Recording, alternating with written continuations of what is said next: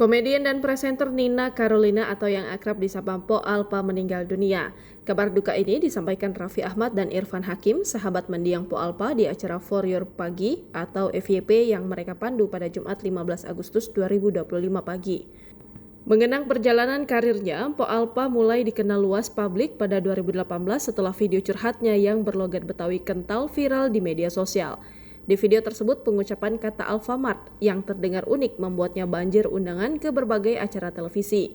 Popularitas instan ini membuka jalan bagi Po Alpa menjadi pengisi acara di sejumlah program hiburan seperti Opera Van Java, Pagi-Pagi Pasti Happy, Buka Ae, Oh Gitu, Sahur Segar, hingga Komedi on Delivery. Sebelum dikenal sebagai pelawak, Po Alpa sudah lama berkecimpung di dunia hiburan sebagai penyanyi dangdut sejak duduk di bangku kelas 6 SD. Po Alpa bahkan pernah berduet dengan Ratu Dangdut Elvi Sukaesih di panggung hajatan.